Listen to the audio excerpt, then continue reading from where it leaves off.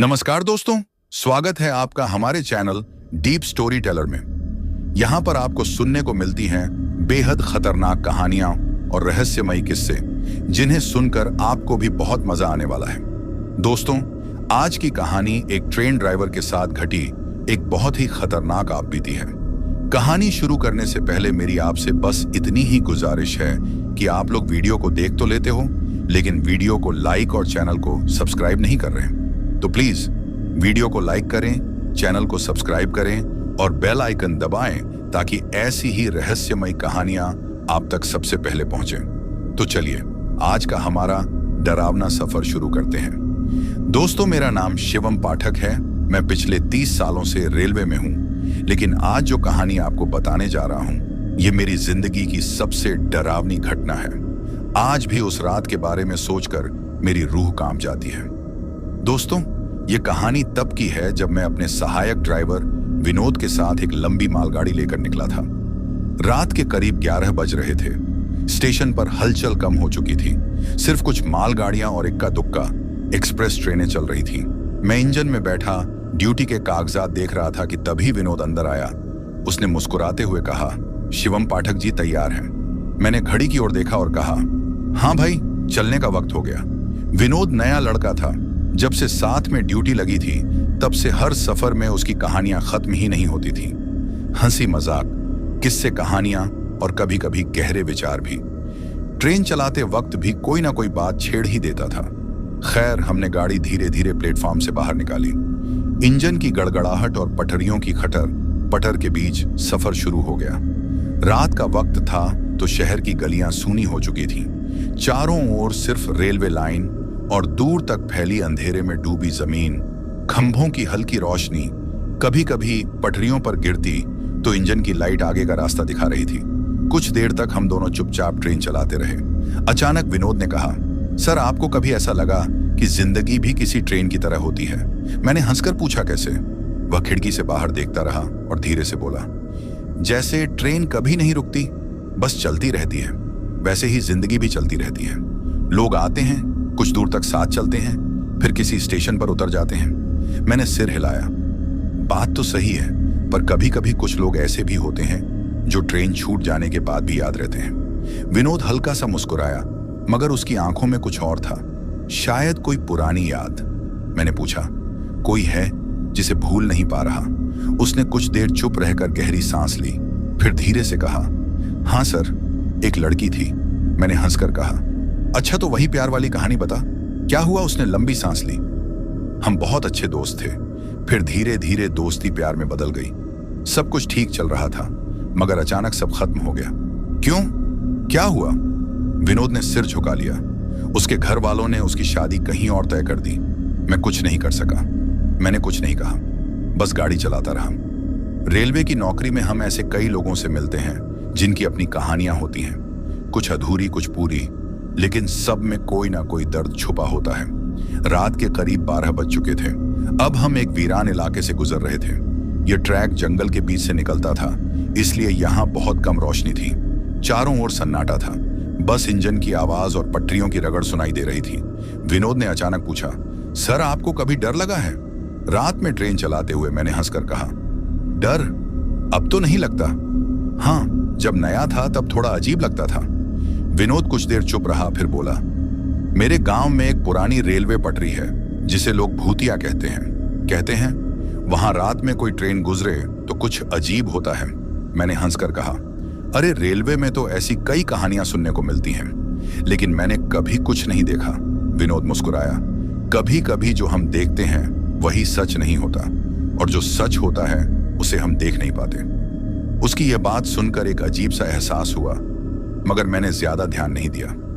रात के 1 बजे के करीब ट्रेन एक सुनसान सेक्शन से गुजर रही थी। चारों तरफ घना अंधेरा था। इंजन की आवाज के अलावा कुछ सुनाई नहीं दे रहा था। विनोद अब भी खिड़की से बाहर देख रहा था। अचानक उसने धीरे से कहा, शिवम पाठक जी, वो देखिए। मैंने सिर घुमाकर देखा, लेकिन कुछ नहीं था। क्या हुआ? मुझे लगा कोई पटरियों के पास खड़ा था, सफेद कपड़ों में। मैंने हंसकर कहा, अरे, तुम्हारी आंखें धोखा खा रही हैं। रात में ऐसा बहुत बार लगता है। विनोद चुप हो गया, मगर उसकी आंखों में एक बेचैनी थी। मैंने ध्यान नहीं दिया और ट्रेन चलाता रहा। मगर मुझे नहीं पता था कि यह सिर्फ एक शुरुआत थी। अभी तो असली कहानी आगे थी। रात गहरी होती जा रही थी। इंजन की हल्की गर्माहट के बावजूद बाहर की ठंडी हवा अंदर तक सिहरन पैदा कर रही थी। विनोद अब भी खिड़की से बाहर देख रहा था, मगर उसकी आंखों में वही अजीब सी बेचैनी थी। मैंने उसे हल्के से टोका, क्या हुआ भाई, इतना गंभीर क्यों लग रहा है? वह थोड़ा झिझका, फिर धीरे से बोला, सर सच कहूं तो मुझे अब भी लग रहा है कि मैंने वहां कुछ देखा था। मैंने हल्का हंसते हुए कहा, देख भाई, रात में कई बार आंखों को धोखा हो जाता है। पटरियों के किनारे कोई कपड़े सुखाने के लिए टांग देता है तो वह हवा में लहराकर ऐसा लगता है कि कोई खड़ा है। तू इन सब बातों में मत पड़। विनोद ने सिर हिलाया, लेकिन उसकी आंखों से साफ लग रहा था कि वह मेरी बात से संतुष्ट नहीं था। हमारी ट्रेन अब जंगल के एक और घने हिस्से में पहुंच चुकी थी। चारों तरफ नाटा था, बस इंजन की आवाज और पटरियों के खड़खड़ाने की गूंज सुनाई दे रही थी। मैंने घड़ी देखी, रात के 2:30 बजने वाले थे। यह वह समय होता है जब नींद सबसे ज्यादा हावी होती है, मगर रेलवे वालों को इस लगाम को काबू में रखना आता है। विनोद अब भी चुप था, और यह मेरे लिए थोड़ा अजीब था, क्योंकि वह अक्सर बिना रुके बातें किया करता था। मैंने माहौल को हल्का करने के लिए कहा, अच्छा तू बता, शादी करेगा या नहीं? विनोद ने एक फी हंसी के साथ जवाब दिया, किससे करूं सर, जिसे चाहता था वो तो चली गई। अब इस नौकरी में कहां टाइम मिलता है प्यार व्यार के लिए? मैंने मजाक में कहा, अरे रेलवे वालों की भी शादियां होती हैं। देख मेरी बीवी पिछले 25 साल से मुझे झेल रही है। विनोद हल्का हंसा, मगर फिर अचानक उसकी हंसी गायब हो गई। वह एक अतक सामने देखने लगा। मैंने तुरंत पूछा, क्या हुआ? उसने बिना पलक झपकाए धीरे से कहा, सर कोई आगे पटरियों पर खड़ा है। मेरे हाथ एक पल के लिए खड़े हो गए। मैंने जल्दी से इंजन की तेज लाइट आगे डाली, मगर वहां कुछ नहीं था। कहां है? मैंने पूछा। विनोद घबराया हुआ बोला, अभी अभी तो वहीं था। मुझे उसकी बातों पर शक हो रहा था। मैं पिछले 30 सालों से ट्रेन चला रहा था और मुझे ऐसी चीजों पर यकीन नहीं था, मगर विनोद की आंखों में एक अजीब सा डर था। मैंने गाड़ी की स्पीड कम की और ध्यान से पटरियों को देखने लगा। चारों तरफ घना अंधेरा था, दूर दूर तक कोई इंसान नहीं था। देख विनोद, शायद तेरी आंखें थक गई हैं। ऐसा कुछ नहीं था। विनोद ने धीरे से कहा, सर मुझे यकीन है, मैंने उसे देखा था। हमारी ट्रेन अब एक पुराने पुल को पार कर रही थी। यह पुल कई सालों पुराना था और रेलवे के कुछ पुराने ड्राइवरों से मैंने सुना था कि यहाँ कई साल पहले एक बड़ा हादसा हुआ था। कुछ लोगों का कहना था कि उस हादसे के बाद से यहाँ अजीब घटनाएं होती रहती हैं। मैंने कभी इन बातों पर ध्यान नहीं दिया था, मगर विनोद की बेचैनी देखकर मेरे अंदर भी हल्की सी घबराहट होने लगी थी। तभी अचानक इंजन के अंदर एक अजीब सी आवाज आई। ऐसा लगा जैसे कोई दरवाजे के पास खड़ा हो और धीरे धीरे दस्तक दे रहा हो। मैंने विनोद की तरफ देखा। उसने भी सुना था। उसकी आंखें अब डर से बड़ी हो गई थी। सर, यह क्या था? मैंने खुद को संभालते हुए कहा, शायद हवा होगी। इंजन की बॉडी से आवाज आई होगी। मगर फिर वह आवाज दोबारा आई। इस बार जरा ज्यादा तेज। ऐसा लगा जैसे कोई धीरे धीरे दरवाजा खटखटा रहा हो। अंदर आने के लिए विनोद ने कांपती आवाज में कहा, सर कोई बाहर खड़ा है क्या? मैंने हिम्मत करके धीरे से इंजन के दरवाजे की ओर देखा। वहां कुछ नहीं था, मगर आवाज अब भी रही थी। और फिर ट्रेन के अगले मोड़ पर पहुंचते ही इंजन के सामने एक सफेद छाया झलकती दिखी। और यह पहला मौका था जब मुझे भी लगा शायद विनोद झूठ नहीं बोल रहा था। उस सफेद छाया को देखकर मेरी रीढ़ में एक सिहरन दौड़ गई। यह कुछ ऐसा था जिसे मैं समझ नहीं पा रहा था, मगर महसूस जरूर कर रहा था। ट्रेन अपनी रफ्तार से आगे बढ़ रही थी, लेकिन मेरे दिमाग में वही एक सवाल था, क्या सच में मैंने कुछ देखा या यह सिर्फ आंखों का धोखा था? विनोद ने कांपती आवाज में पूछा, सर आपने भी देखा ना? मैंने खुद को संभालते हुए कहा, कुछ नहीं था। तुझे धोखा हुआ होगा, मगर मेरे अपने शब्दों में वह विश्वास नहीं था जो हमेशा होता था। इंजन के अंदर अब भी हल्की गूंज थी, जैसे कोई धीमे धीमे सांसें ले रहा हो। हमने एक दूसरे की ओर देखा, मगर कुछ कहने की हिम्मत नहीं हुई। ट्रेन अब उससे आगे बढ़ चुकी थी, मगर माहौल अब भी अजीब सा लग रहा था। रात का सन्नाटा और गहरा हो गया था। रेलवे ट्रैक के दोनों तरफ घना जंगल था, जहां सिर्फ इंजन की रोशनी कुछ दूरी तक रास्ता दिखा रही थी। ट्रेन अपनी गति से चल रही थी, मगर माहौल में कुछ ऐसा था जिसे शब्दों में बयान करना मुश्किल था। विनोद अब चुप था।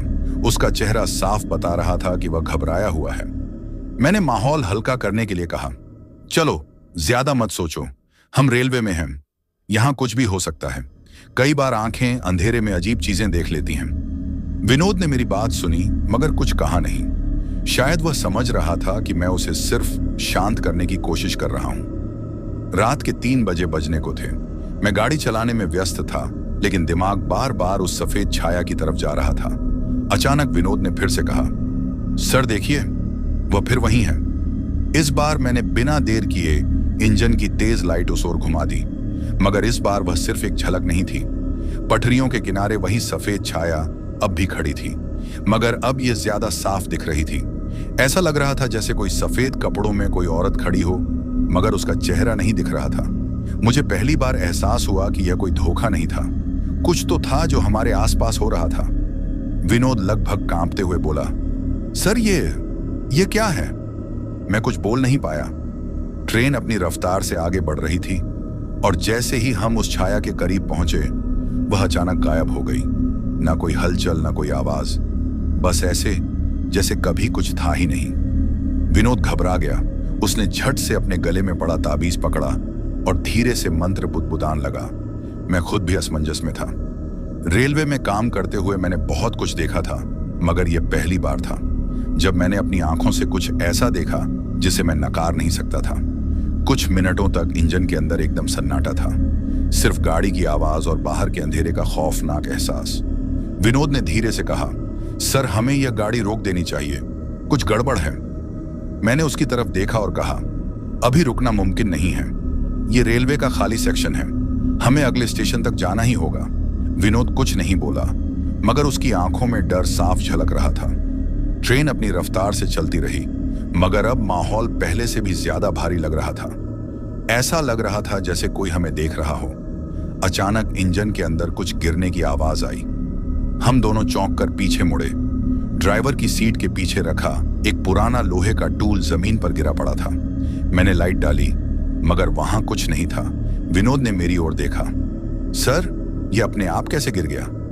मेरे पास कोई जवाब नहीं था और फिर इंजन के बाहर से किसी के चलने की धीमी धीमी आहट सुनाई दी, मगर ट्रेन चल रही थी और बाहर कोई भी खड़ा नहीं हो सकता था। मैंने और विनोद ने एक दूसरे को देखा। अब हमें समझ आ रहा था कि जो कुछ भी हो रहा था वह सिर्फ हमारा भ्रम नहीं था, कुछ था जो हमारे साथ चल रहा था और यह सिर्फ शुरुआत थी। रात के करीब 3 बज चुके थे। ट्रेन अपनी रफ्तार से आगे बढ़ रही थी, मगर हमारे अंदर अजीब सा डर घर कर चुका था। इंजन के अंदर माहौल पूरी तरह बदल चुका था। विनोद चुप था, उसकी घबराई आंखें बार बार खिड़की के बाहर झांक रही थीं, जैसे उसे डर हो कि कुछ फिर से दिख सकता है। मैं खुद को संभालने की कोशिश कर रहा था, मगर सच कहूं तो मेरी उंगलियां भी अब कंट्रोल पैनल पर जम चुकी थीं। बाहर का अंधेरा और गहरा हो गया था। इंजन की हेडलाइट जब कभी पटरियों के किनारे पड़ती तो ऐसा लगता जैसे कोई छाया वहां खड़ी है, मगर जैसे ही ट्रेन आगे बढ़ती वह गायब हो जाती और फिर इंजन के बाहर फिर से वही आवाज आई, जैसे कोई ट्रेन के साथ साथ चल रहा हो। विनोद ने कांपते हुए कहा, सर कोई बाहर चल रहा है। मैंने उसकी ओर देखा, वह पसीने से लटपट था। मेरी हिम्मत नहीं हो रही थी बाहर देखने की, मगर मुझे देखना पड़ा। मैंने खिड़की से बाहर झांका। ट्रेन की रोशनी में मुझे कुछ नहीं दिखा, सिर्फ पटरियों के किनारे तेजी से भागते पेड़ और काली रात। मगर आवाज अब भी आ रही थी और फिर अचानक ट्रेन के इंजन के ठीक सामने एक परछाई उभरी। वही सफेद कपड़ों वाली आकृति। अब की बार वह बस खड़ी नहीं थी, वह धीरे धीरे आगे बढ़ रही थी, जैसे हमारी तरफ आ रही हो। मेरा गला सूख गया। मैंने बिना कुछ सोचे ट्रेन का हॉर्न बजा दिया। तेज आवाज से इंजन गूंज उठा, मगर वह आकृति वहीं खड़ी रही। विनोद लगभग चीख पड़ा, सर ये क्या है? ये कहां से आ गई? और तभी वह आकृति अचानक इंजन के अंदर आ गई। हाँ, मैंने अपनी आंखों से देखा। वह हवा की तरह दरवाजे के अंदर घुसी और इंजन के अंदर अजीब सी ठंडक फैल गई। विनोद पीछे हट गया। मेरी उंगलियां ट्रेन के कंट्रोल पैनल पर जम गई। मुझे समझ नहीं आ रहा था कि क्या करूं। फिर मैंने सुना कोई हमारे पीछे खड़ा था। मैंने धीरे धीरे सिर घुमाया और वहां कोई था, एक सफेद साड़ी पहने उलझे हुए बालों वाली औरत, मगर उसका चेहरा दिखाई नहीं दे रहा था। उसका सिर झुका हुआ था और वह बस खड़ी थी। विनोद बुरी तरह कांपने लगा। सर ये कौन है? मेरी आवाज भी अब कांपने लगी थी। पता नहीं वो औरत धीरे धीरे हमारी ओर बढ़ने लगी। उसके पैरों की हल्की हल्की आवाज इंजन के अंदर गूंज रही थी। मेरा दिमाग सुन्न हो चुका था। यह सब क्या था? फिर वह अचानक रुक गई। कुछ पल के लिए इंजन में सन्नाटा छा गया और फिर उसने धीरे से अपना सिर ऊपर उठाया। उसका चेहरा वह चेहरा इंसानों जैसा नहीं था।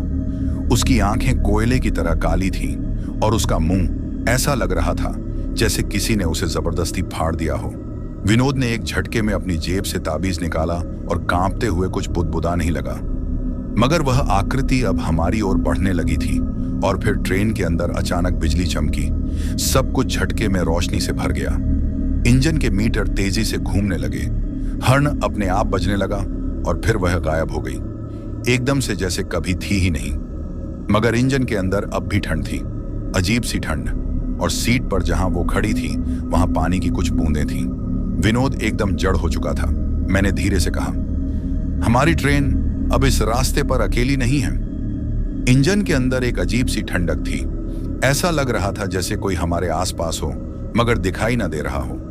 हॉर्न बजने के बाद कुछ मिनटों के लिए माहौल शांत था, मगर यह शांति भी डरावनी थी। विनोद बिल्कुल सुन्न बैठा था। उसकी आंखें बार बार इंजन के अंदर उस जगह को देख रही थी जहां कुछ देर पहले वह औरत खड़ी थी। मेरी उंगलियां अब भी ट्रेन के कंट्रोल पर जमी हुई थी। मैं चाहकर भी इंजन से नजरें नहीं हटा पा रहा था। तभी इंजन के बाहर फिर से वही आवाज आई, जैसे कोई ट्रेन के साथ साथ चल रहा हो। विनोद हड़बड़ाकर उठा। सर, यह फिर से शुरू हो गया। मैंने खिड़की से बाहर देखा मगर कुछ नहीं दिखा। मगर इस बार वह आवाज तेज हो गई थी। ऐसा लग रहा था जजिज्जा से कोई ट्रेनों के ऊपर से दौड़ रहा हो। विनोद ने चिल्लाते हुए कहा, सर ऊपर देखिए। मैंने धीरे धीरे इंजन के ऊपर की ओर देखा और वहां कोई बैठा था, सफेद कपड़ों में लिपटी हुई वही आकृति। मगर इस बार उसका सिर झुका हुआ नहीं था। वह सीधा हमारी ओर देख रही थी। उसकी काली आंखें अंधेरे में चमक रही थीं। विनोद पीछे हट गया। सर, ये क्या हो रहा है? मैं कुछ समझ नहीं पा रहा था। ट्रेन अपनी पूरी रफ्तार से आगे बढ़ रही थी, मगर ऐसा लग रहा था जैसे समय वहीं ठहर गया हो। और फिर वह आकृति धीरे धीरे खड़ी होने लगी। उसके लंबे बाल हवा में उड़ रहे थे। उसकी आंखें हम पर टिकी थीं। फिर वह धीरे धीरे झुकने लगी, जैसे अंदर आने की कोशिश कर रही हो। विनोद ने घबराकर अपनी जेब से वह ताबीज निकाला और कांपती आवाज में कुछ मंत्र पढ़ने लगा। और तभी ट्रेन के अंदर बिजली के मीटर एकदम तेजी से घूमने लगे।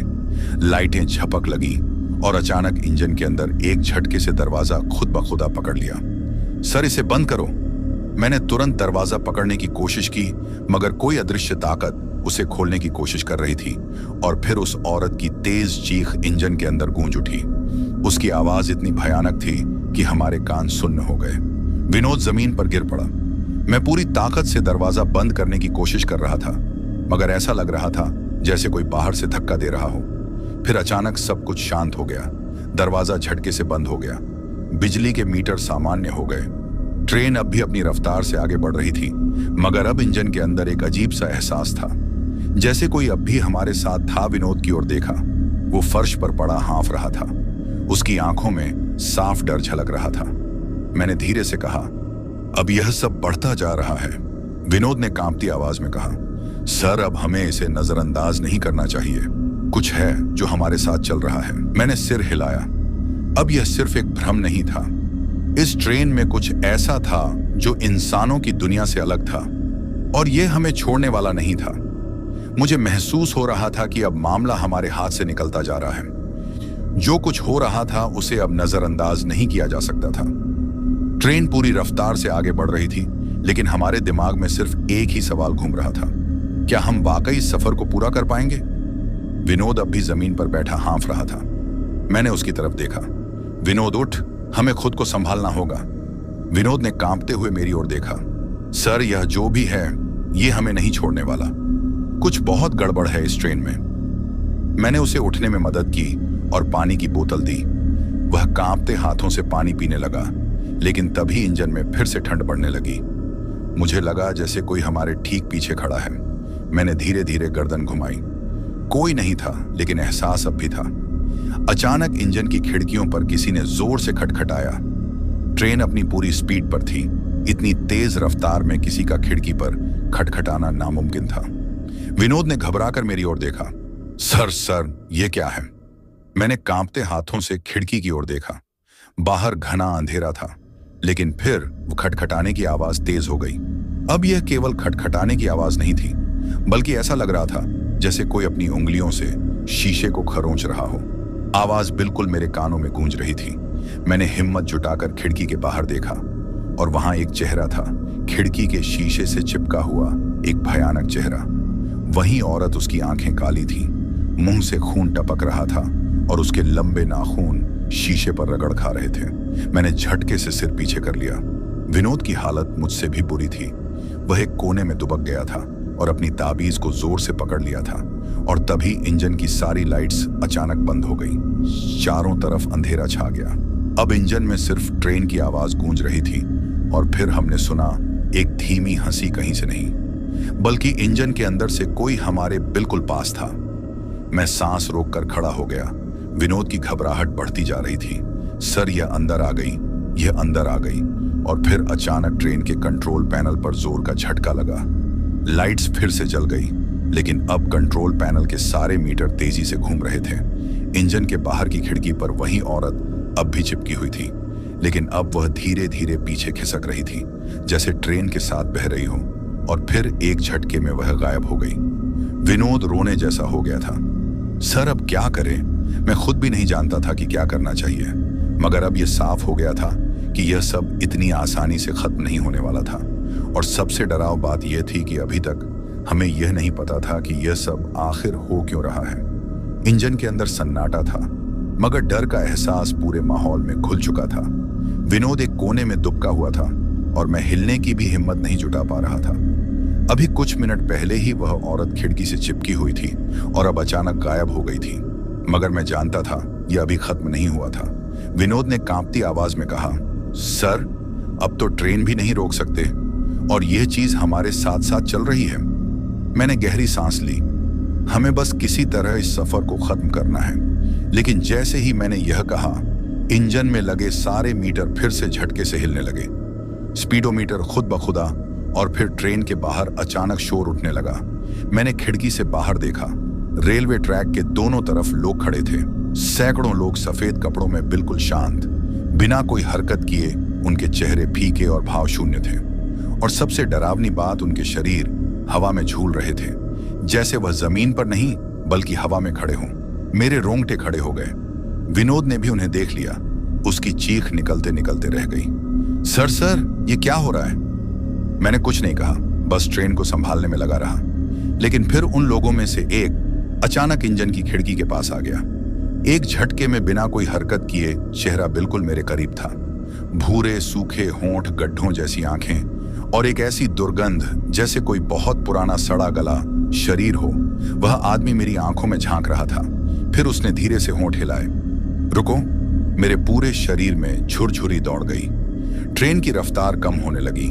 न चाहते हुए भी ट्रेन धीमी पड़ रही थी। मैंने पूरी ताकत से हैंडल घुमाया, मगर कोई फायदा नहीं। फिर इंजन के अंदर एक औरत की चीख गूंज उठी, वही आवाज जो पहले भी सुन चुके थे। और तभी विनोद ने कांपते हुए मेरी शर्ट पकड़ ली। सर देखो, सामने ट्रैक पर कोई खड़ा है। मैंने सामने देखा। ट्रैक के ठीक बीचों बीच वही औरत खड़ी थी। सफेद कपड़ों में हवा में झूलती हुई ट्रेन की हेडलाइट की रोशनी में उसका चेहरा साफ दिख रहा था। उसके होंठ हिल रहे थे, मगर कोई आवाज नहीं आ रही थी। विनोद लगभग रोते हुए बोला, सर, ये ट्रेन रुक जाएगी, फिर यह हमें छोड़ेंगे नहीं। मगर मैं कुछ भी करने में असमर्थ था। ट्रेन अब धीरे धीरे रुक रही थी, और जैसे ही ट्रेन पूरी तरह रुकी, चारों ओर सन्नाटा छा गया। इतना गहरा सन्नाटा कि हमें अपनी सांस की आवाज तक सुनाई दे रही थी। फिर हमने इंजन के दरवाजे पर हल्की दस्तक सुनी। विनोद ने सुबक हुए कहा, सर, अब क्या होगा?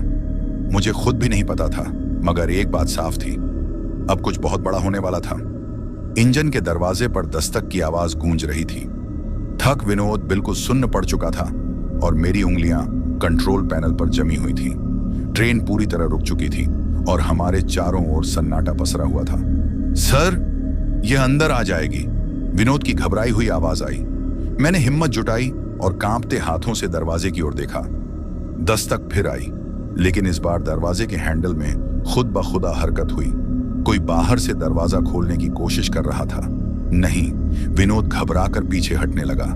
मैंने जल्दी से दरवाजा लॉक करने के लिए हैंडल पर हाथ रखा, मगर जैसे ही मैंने छुआ, दरवाजा झटके से खुद ब खुदा कपड़े उलझे, बाल खून से सने हाथ और काली गहरी आंखें। मगर इस बार वह खिड़की के बाहर नहीं थी, वह हमारे ठीक सामने खड़ी थी, इतनी नजदीक कि मैं उसकी सांसों की आवाज सुन सकता।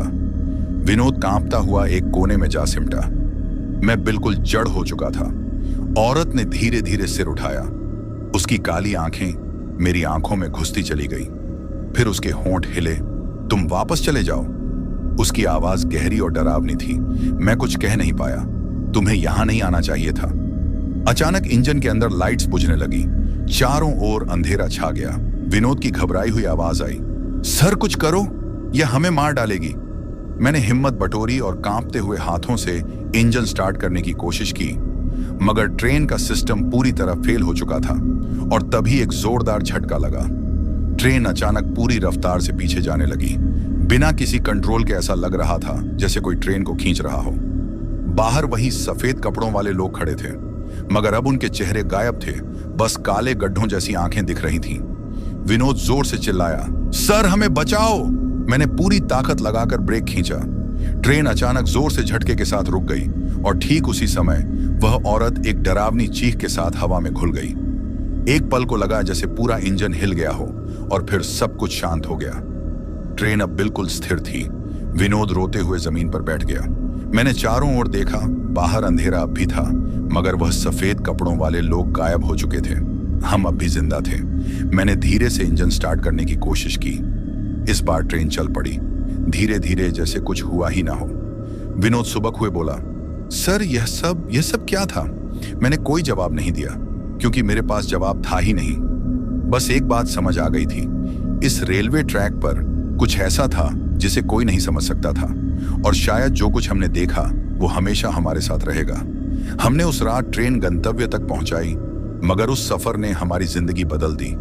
आज भी जब मैं अकेले इंजन चलाता हूं तो ऐसा लगता है जैसे कोई मेरे ठीक पीछे खड़ा है। सांसों की हल्की आवाज खिड़की पर, किसी के नाखूनों की खरोंच, या फिर कोई धीमी हंसी जो अंधेरे में गूंजती है। क्योंकि कुछ कहानियां कभी खत्म नहीं होती। दोस्त, यह कहानी यही खत्म हुई, लेकिन आज भी जब शिवम पाठक जी उस घटना के बारे में सोचते हैं तो उनकी रातों की नींद हराम हो जाती है। अगर आपको यह कहानी पसंद आई हो तो वीडियो को लाइक और चैनल को सब्सक्राइब करें, ताकि और भी डरावनी कहानियां आप तक पहुंच सकें।